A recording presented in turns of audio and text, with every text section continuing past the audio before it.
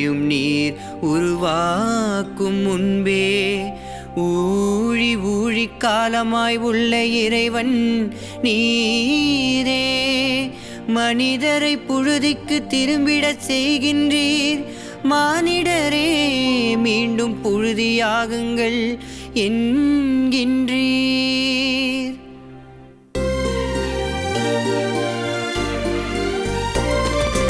ஆண்டவரே நாங்கள் செய்பவற்றில் வெற்றியருளும் வெற்றியருளும்.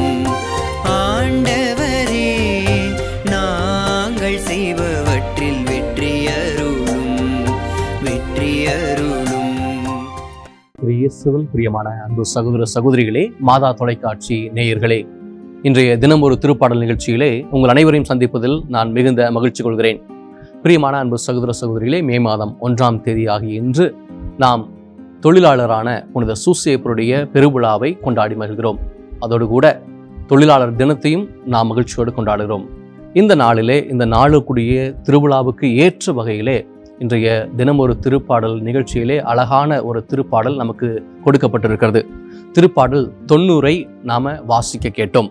இந்த திருப்பாடலுடைய பல்லவியாக கடைசி இறைவசனமாகிய 17வது இறைவசனத்தை பல்லவியாக நாம் படிக்க கேட்டோம். ஆண்டவரே நாங்கள் செய்பவற்றில் வெற்றி அருளும். எவ்வளவு பொருத்தமான வார்த்தைகள்!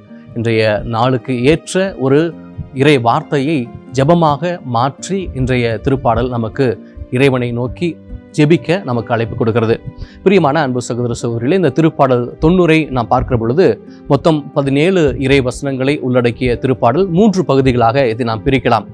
1 முதல் 6 வரை இருக்கக்கூடிய இறைவசனங்களை பார்க்கிற பொழுது கடவுள் எவ்வளவு நிலையானவர், நேரம் கடந்தவர், காலம் கடந்தவர் என்பதையும், 7 முதல் 11 வரை இருக்கக்கூடிய இறைவசனங்கள் மனிதர்கள் எவ்வளவு நிலையற்றவர்கள், மனிதருடைய காலம் இந்த உலகிலே எவ்வளவு குறுகியது என்பதை சொல்லுகிற வகையிலும், 12 முதல் 17 வரை இருக்கக்கூடிய இறைவசனங்கள் இந்த மனிதன் கடவுளினுடைய அருளை பெற்றால் மட்டுமே இந்த உலகில வாழ முடியும் என்கிற ஜெபம் கலந்த ஒரு விண்ணப்பம் நிறைந்த இறைவார்த்தைகளாக இருப்பதை நாம் பார்க்கிறோம். இந்த திருப்பாடலில் இருந்து முதல் பகுதியையும் 3ஆம் பகுதியையும் நமக்கு இன்றைய நாளுடைய திருப்பாடலாக நாம் படிக்க கேட்டோம். பிரியமான அன்பு சகோதர சகோதரிகளே, குறிப்பாக இறைவசனம் 4 நாம் படித்து பார்க்கிற பொழுது கடவுள் எவ்வளவு வல்லவராய் இருக்கிறார், நிலையானவராய் இருக்கிறார் என்பதை நமக்கு உணர்த்தி காட்டுகிறது.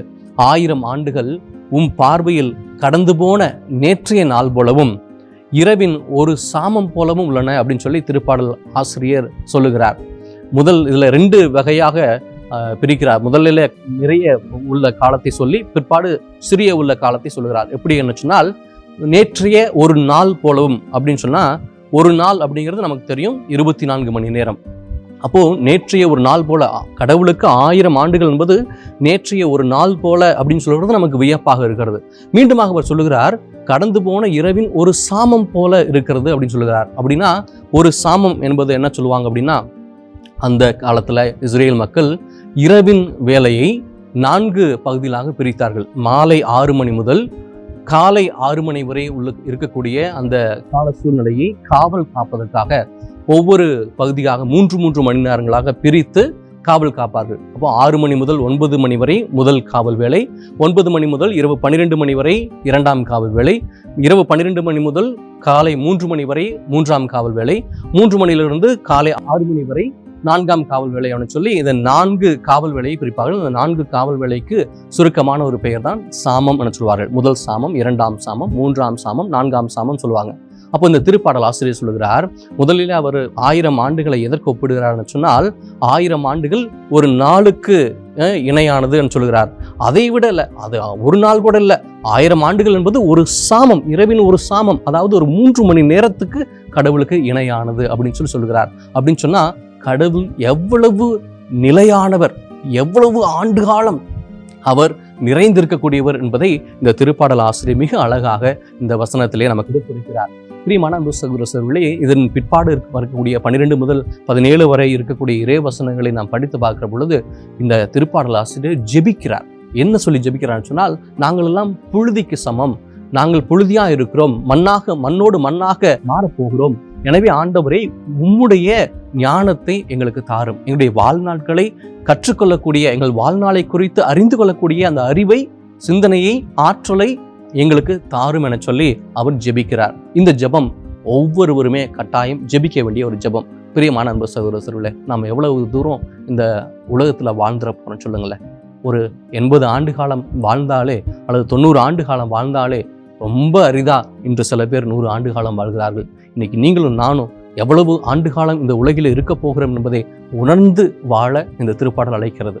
நாம் வாழக்கூடிய இந்த சொற்பமான நாட்களிலே, சொற்பமான ஆண்டுகளிலே இறைவனுடைய அருளை பெற்றவர்களாக, இறைவனுடைய ஆசீர்வாதத்தை பெற்றுக்கொள்வர்களாக நாம் வாழணும்னு சொன்னா, நாம் செய்கிற உழைப்பு, நாம் செய்யக்கூடிய வேலைகள், நாம் பெற்றக்கூடிய ஆசீர்வாதங்கள் அனைத்தும் கடவுளுடைய கிருபை என்பதை நாம் உணர்ந்து வாழ இந்த சிறப்பான நாளிலே இறைவன் இந்த திருப்பாடல் வழியாக நமக்கு அழைக்கிறார்.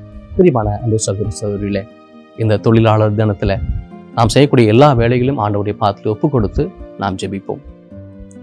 எங்களை நாளும் காத்து வழிநடத்தி வருகிற அன்பு தெய்வமே இறைவா, தொழிலாளரான புனித சூசேப்புடைய பெருவிழாவிலே தொழிலாளர்கள் தினத்தை கொண்டாடக்கூடிய எங்கள் ஒவ்வொருவரையும் நீ நிறைவாய் தொட்டு ஆசீர்வதியும். குறிப்பாக நாங்கள் செய்யக்கூடிய வேலையை, பணியிடங்களை, பணி ஒவ்வொன்றையும் ஆசீர்வதியும். நாங்கள் ஏறெடுக்க போகிற செயல் திட்டங்கள் ஒவ்வொன்றையும் நிறைவாக ஆசீர்வதியும். இதோ இந்த நாளில் இந்த திருப்பாடல் ஆசிரியர் உம்மை பார்த்து சொன்னதை போல, ஆண்டவரே, 1000 ஆண்டுகள் உமக்கு நேற்றைய நாள் போலவும் கடந்து போன இரவின் சாமம் போலவும் இருப்பது போல எங்களுடைய நிலையற்ற இந்த வாழ்விலே உம்முடைய அருள் எங்களுக்கு கிடைத்தாலொழிய எங்கள் வாழ்வை மகிழ்ச்சியால் எங்களால் நிரப்ப முடியாது. இறைவா, எங்களாலும் எங்களோடு துணையாக இருந்து இந்த தொழிலாளர்கள் தினத்தில் எங்கள் ஒவ்வொரு தொழிலையும் ஆசீர்வதித்து மேலும் மேலும் வாழ்க்கையில் முன்னேற உம்முடைய மகிழ்ச்சியிலே நாங்களும் பங்கெடுக்க எங்களுக்கு அருள் தாரும். ஆமென்.